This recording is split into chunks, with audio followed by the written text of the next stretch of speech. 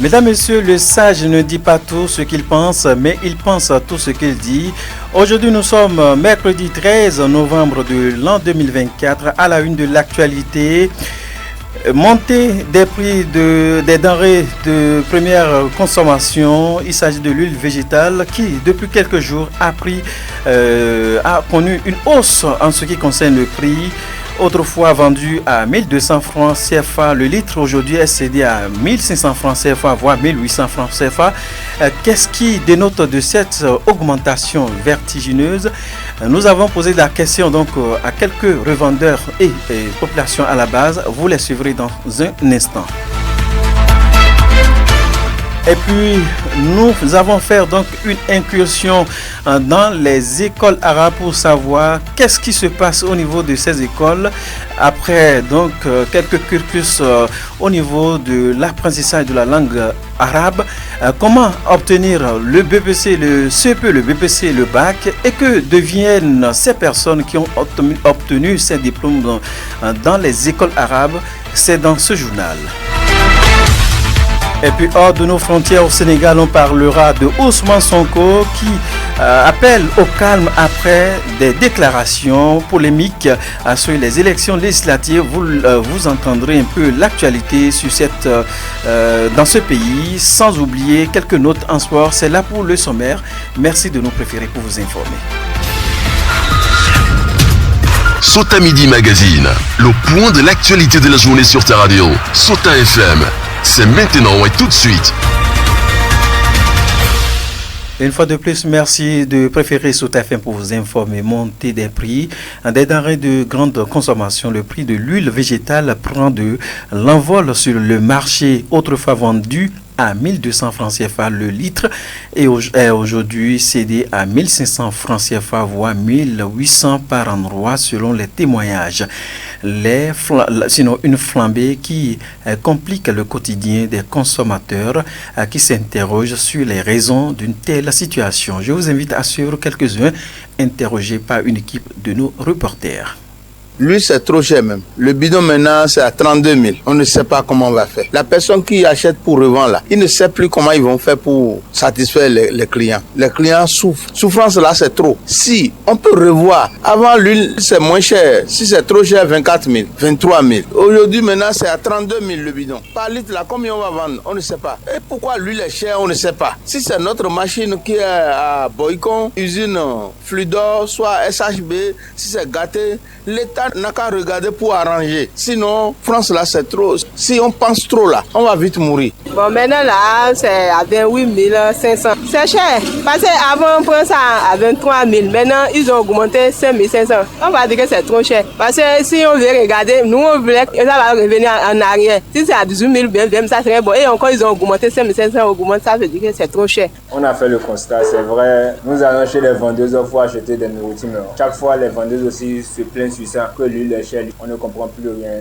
Ça fait jusqu'à ce qu'on achète des nourritures. S'il n'y a pas l'huile dans la sauce, ça ne peut pas aller. La question que moi je me pose souvent est qu'on ne peut pas avoir l'usine de production de l'huile dans le pays. L'huile sera si chère. C'est la question que tout le monde se pose. Profitant de ce canal, ces derniers lancent cet appel à l'endroit des grossistes et à l'endroit des autorités compétentes, notamment le gouvernement. Extrait de leurs propos. Notre président, Patrice Talon, n'a qu'à regarder ce qui se passe. S'il peut réduire, c'est bon. Les marchandises pour manger au moins. Les populations sont en train de souffrir. Le gouvernement n'a qu'à regarder et il n'a qu'à diminuer le prix. Il n'a qu'à se lever pour nous, pitié de nous, pour diminuer le prix et ça n'a qu'à verser. Et tout ce que nous voulons est que l'État retrouve des solutions pour ça. Puisque les vendeuses aussi souffrent trop de cette situation. Ça fait à ce que ça met d'autres dans les pètes. Puisqu'ils vont acheter ça très cher, mais ils n'arrivent pas, ils ne savent pas comment utiliser ça pour que l'économie revienne. Le message que moi j'ai envoyé à l'État est de trouver une solution à ça pour aider aussi les vendeuses à trouver des économies sur l'achat. Mesdames, Messieurs, autre volet de l'actualité, je voulais annoncer un titre. Comme toute autre langue, la langue arabe est enseignée dans plusieurs établissements privés sur place ici à Malanville. Vous l'aurez sans doute remarqué, le premier objectif des études, c'est d'avoir à la fin des diplômes comme c'est le cas dans les écoles françaises au Bénin. Qu'en est-il exactement dans les écoles arabes parlant des diplômes et du processus de l'obtention de ces diplômes? Nous avons posé la question à un acteur de l'enseignement arabe de la commune de Malanville, Sarafa Saka, puisque c'est de lui qu'il s'agit, nous édifie plus sur le processus et que deviennent ces personnes qui reçoivent, qui obtiennent les diplômes. Je vous invite à le suivre.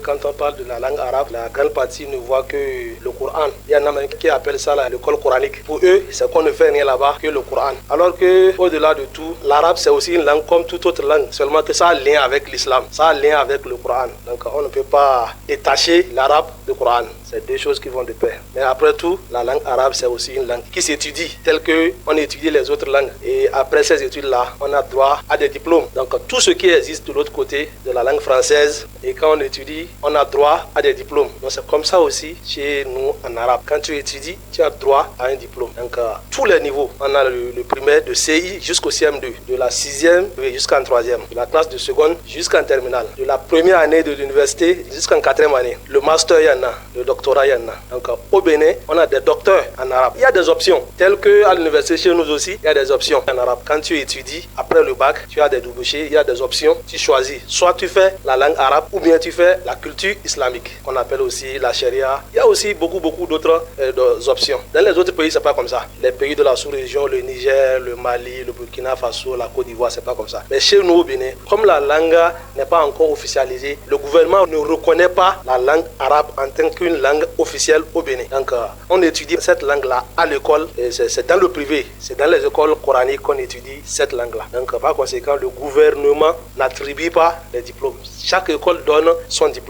Donc c'est comme ça que ça se passe. À l'université d'Abomey-Calavi, il existe une faculté réservée à la langue arabe dans laquelle il est délivré très souvent des diplômes reconnus par l'État avec l'appui de la Libye. Selon donc l'acteur éducatif, mais au plan local, plusieurs sont dans ces écoles arabes qui sont donc pas reconnues par l'État, ce qui constitue donc une difficulté majeure pour les acteurs. Sarafa Sakakon, on écoute de nouveau.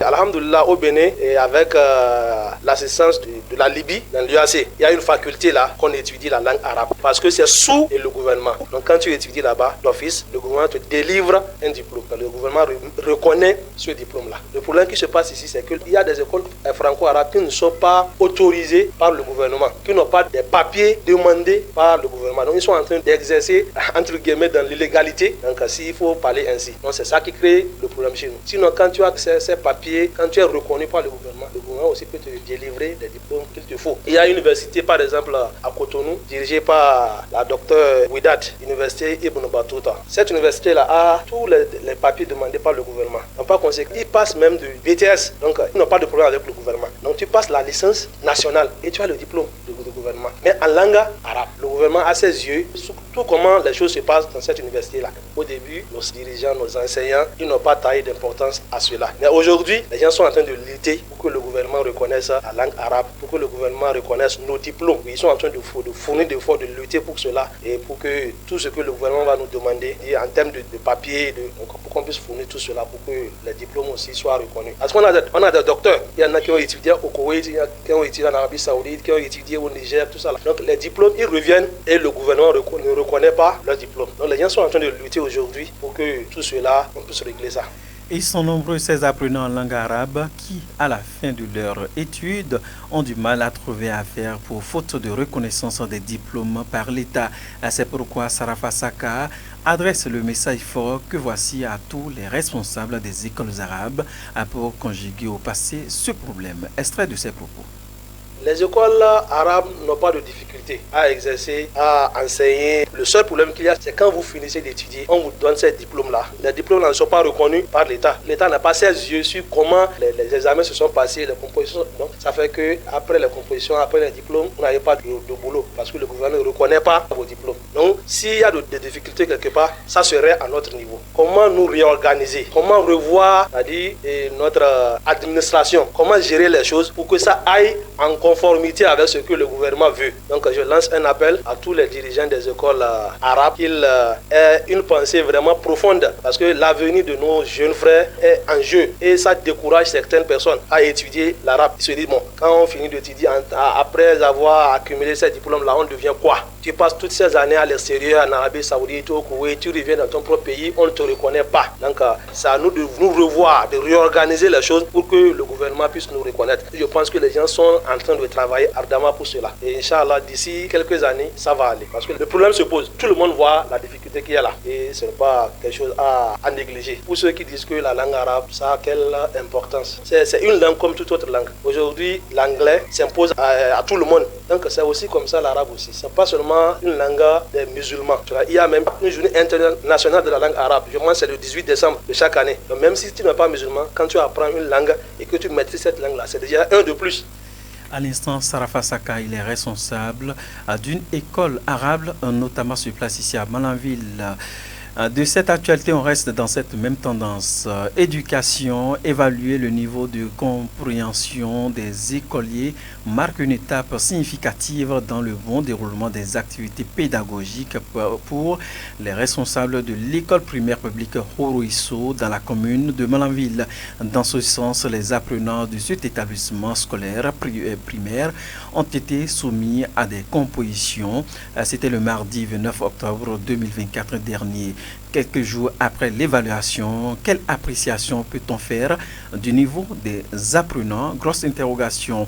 Le directeur de l'école primaire publique Horoisso revient d'abord sur le bon déroulement des compositions dans son école. Je vous invite à suivre un extrait de ses propos. Au niveau pédagogique, nous pouvons dire que les choses évoluent normalement. Dans les classes, nous venons de finir l'évaluation qui a marqué le mois d'octobre et dans l'ensemble, nous avons vu que c'est bon parce qu'il n'y a pas eu cette année des événements qui ont empêché l'évolution des activités pédagogiques dans les classes. Donc tout se passe normalement. Donc nous avions fait une évaluation mensuelle dans le mois d'octobre et pour voir le niveau de nos apprenants, tout ce que nous avions fait, quel est le niveau d'acquisition à leur niveau. Mais le CI n'était pas dedans parce que le CI c'est la période d'immersion. Ils n'ont pas encore commencé l'apprentissage systématique. Donc nous avions fait au CP jusqu'au CM2. Et parlant d'évaluation, on peut dire les pourcentages ne sont pas quand même négligeables. Comme c'est le début de l'année, vous voyez, c'est difficile. Mais cette évaluation, non seulement a permis d'évaluer les enfants, mais ça a permis aussi d'évaluer aussi l'enseignant pour voir ce qu'il fait là. Est-ce que ça marche? Quand nous avions fini, il y a eu le conseil des maîtres.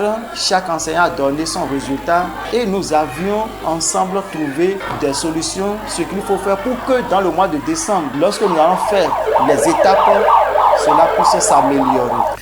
Et il faut noter que le directeur de l'école primaire publique Horoisso note plusieurs difficultés qui freinent notamment la bonne marche des activités pédagogiques dans son école. Et il faut noter également quelques difficultés, entre autres le manque, le niveau non achevé de la clôture de l'école, le retard bien répété des apprenants. C'est pourquoi le directeur de cette école lance cet appel à l'endroit des parents d'élèves et aux autorités compétentes à les aider. Je vous invite à suivre pour plus de détails Bernard Loco.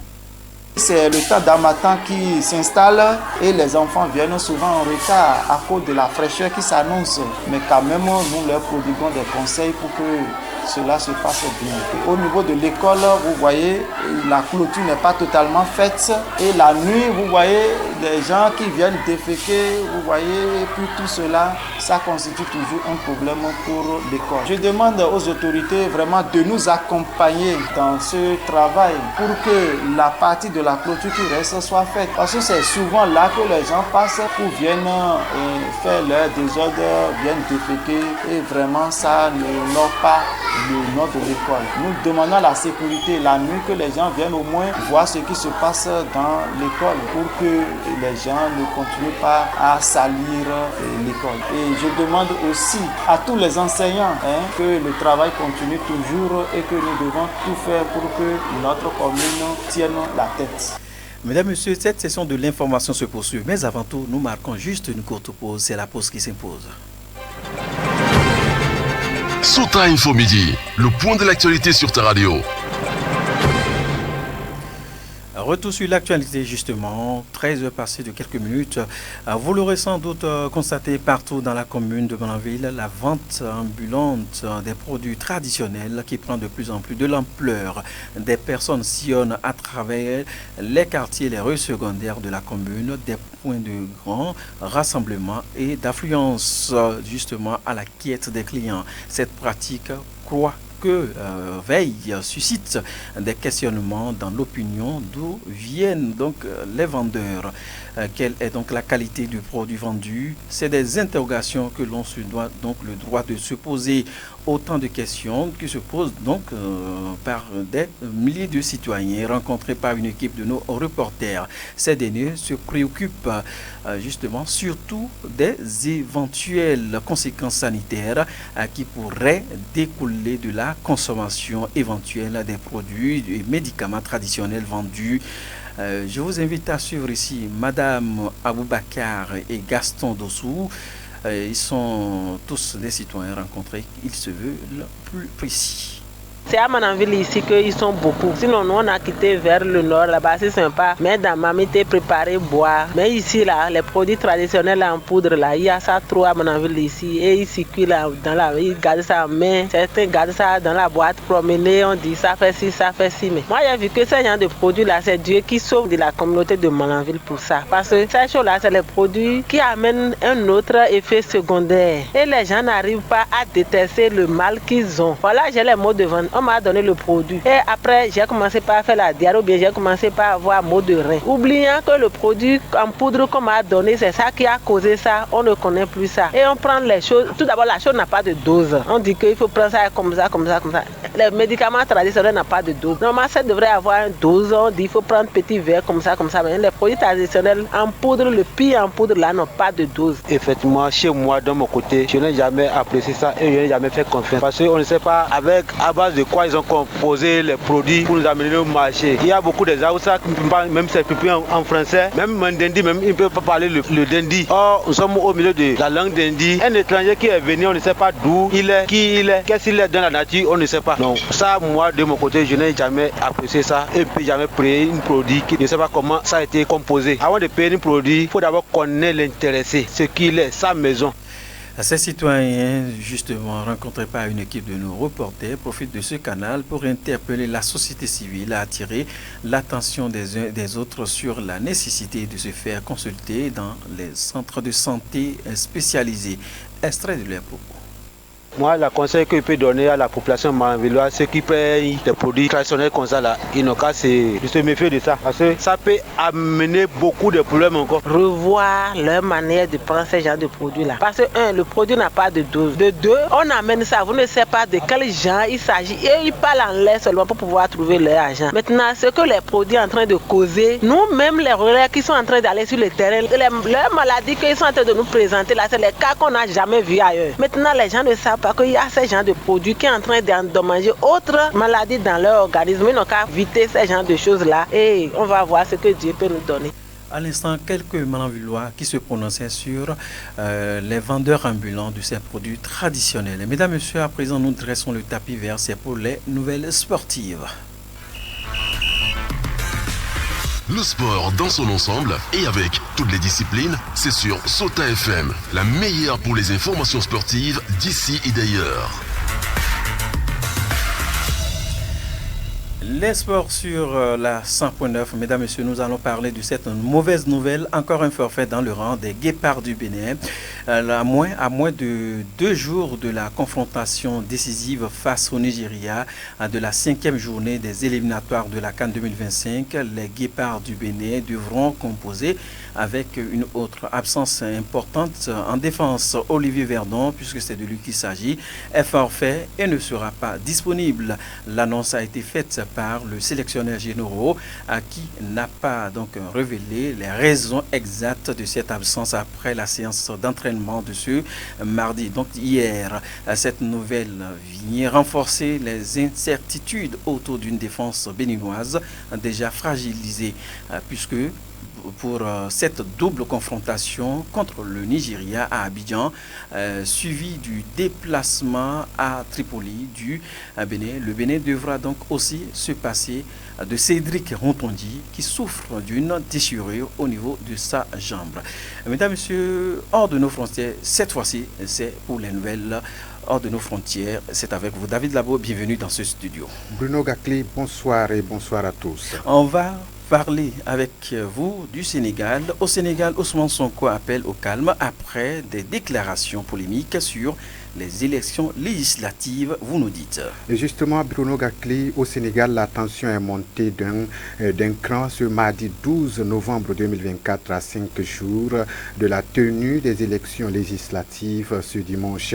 Après de nouveaux accrochages violents entre militants du parti au pouvoir PASTEF, et ceux de la coalition d'opposition Samsa Kadou, le premier ministre Ousmane Sonko qui avait enjoint dans un premier temps ses sympathisants à riposter à d'éventuelles attaques, n'appelle plus à la vigilance.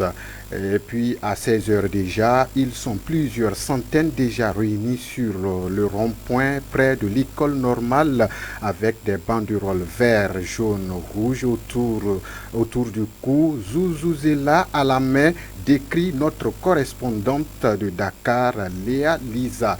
Ils étaient très montés par la violence à la ville de Saint-Louis, comme Mami Touré de la jeunesse de PASTEF. Pendant ce temps, David Labo, les magistrats mécontents du déroulé des états généraux de la justice, que comprendre, nous sommes là en RDC. Oui, Bruno Gakli, en République démocratique du Congo, on note la désapprobation des magistrats qui s'est tendue ce mardi 12 novembre 2024 lors de la fin des états généraux de la justice ouverts à Kinshasa depuis une semaine. L'objectif était de tenter de diagnostiquer les maux de la justice congolaise qualifiée de malade par les plus hautes autorités. Et théâtralisation, voilà le terme employé par les syndicats pour dénoncer des irrégularités. D'abord dans l'organisation, le Conseil supérieur de la magistrature, organe de la gestion du pouvoir judiciaire en République démocratique du Congo, en abrégé RDC, a été exclu des préparatifs des organisations des États généraux. Bruno Gakli, c'est la fin des actualités hors de nos frontières. Merci à vous, David Labo, de nous l'avoir offert. Ce sera avec vous que nous allons installer Lukman Boricho. Cette fois-ci, c'est pour l'actualité, le décryptage de l'actualité au plan local et national. Lukman Boricho dans sa revue de presse nationale. Suivez la revue de presse sur Souta FM. Amis de la plume et du papier, mesdames, messieurs, bonjour. Dans la presse écrite béninoise ce mercredi, démarrons avec cette polémique suscitée par un communiqué de presse du cabinet du général Louis-Philippe Oundéignan. Selon ce communiqué repris par des journaux, dont le Télégramme, l'arrestation du général sera en préparation. Une prétendue arrestation en cours de l'ancien patron de la police nationale, reçu dans l'opinion, reprend le journal Honoubo. Tout en publiant l'intégralité du communiqué, le journal retient que Philippe Oundéignan alerte le peuple béninois et l'opinion internationale. Un communiqué retrouvé dans les colonnes des publications. Et sur le marché, ça ne va pas pour les consommateurs, rapporte le journal Honoubo. Car, s'explique le quotidien, le prix des denrées de grande consommation ne faiblit pas. Par exemple, l'huile rouge flambe de prix. Le litre passe de 600 à 900 francs CFA, l'huile d'arachide à 1700 voire 2000 par endroit, précise le journal. Mais attention, préviennent Dabaro et les 4 vérités, l'huile d'arachide pourrait encore coûter plus cher. En tout cas, depuis quelques semaines, reprennent Matin Libre le matinal, l'huile d'arachide est vendue à un prix prohibitif sur le marché intérieur béninois. Le fléau éprouve gravement la population qui subit, impuissante, cette situation à laquelle certains acteurs ont tenté de donner des raisons. Selon les clarifications apportées par un responsable du ministère de l'Agriculture, la situation était inévitable, rapporte Matin Libre qui cite Jérémy Desdian, selon qui tout ce qu'on a produit n'est pas resté sur le territoire béninois. C'est ça qui a causé la flambée du prix de l'huile d'arachide et les huiles importées ont également augmenté de prix. Cela pourrait encore augmenter davantage, a-t-il alerté. Sans commentaire, dans le reste, Matin Libre rapporte le cri de cœur d'un détenu. 14 ans de détention sans jugement. Je n'ai plus de femme, plus de parents. S'alarme Kossi Kodjo Alofa, cité par le journal. Incarcéré depuis 2010 dans l'affaire Pierre Hubert d'Anivor, rappelle le quotidien. Kossi Kodjo Alofa a bouclé 14 ans de prison sans être jugé, sans être relâché. Tous les appels pour que la justice se penche sur son cas sont restés lettres mortes, ceci malgré la décision de la Cour constitutionnelle qui juge contraire à la Constitution, relate mon confrère qui renseigne que ne savons plus à quel sens se vouer. Kodjo Alofa écrit une lettre ouverte au chef de l'État. De la prison civile de Cotonou, la boussole, le matinal et les 4 vérités nous conduisent dans l'Atakora. Là-bas, à en croire les journaux, 3 délinquants ont été neutralisés sur l'axe Péonko-Kérou. C'était, précise le matinal, dans la nuit du samedi 9 au dimanche 10 novembre par une équipe de patrouille de la police. C'est suite à la recrudescence d'actes de banditisme dans l'arrondissement de Niemasso. Les autres détails à lire dans les colonnes des journaux. Et le télégramme dans les pêle-mêle informe que le gouvernement béninois a fait volte-face dans la mise en œuvre de sa réforme de l'usine au Bénin. Un rétro-pédalage digne d'une course à bicyclette aux Jeux olympiques d'été, commente mon confrère qui caricature qu'en effet, c'est le spectacle que le gouvernement s'est offert après 5 ans environ d'exécution de sa réforme de mise à disposition de véhicules administratifs au profit du personnel de l'État et des hôtes de marque. Réforme encore appelée leasing ou location à longue durée, selon les indiscrétions, suppute le journal, plus de 2500 milliards de francs CFA de crédit budgétaire seraient engloutis dans cette affaire et le gouvernement finit par mettre un terme définitivement à la réforme, informe le quotidien pour lequel le gouvernement fait volte-face. Et en autre sport pour finir, Fraternité présente le programme complet des matchs des 5e et 6e journées des éliminatoires de la CAN Maroc 2025. De ce programme, Info Matin retient que le Bénin joue sa qualification demain face au Nigeria. Réaction d'avant-match, le Télégramme rapporte les propos du sélectionneur national. On fera tout pour être au Maroc pour la CAN 2025, a déclaré le sélectionneur cité par le Télégramme. Voilà, mesdames et messieurs, ainsi pour l'essentiel de l'actualité, tel que traité par les publications ce mercredi. Fin de cette revue. Merci de m'avoir suivi. À demain. C'était la revue de presse sur Sota FM.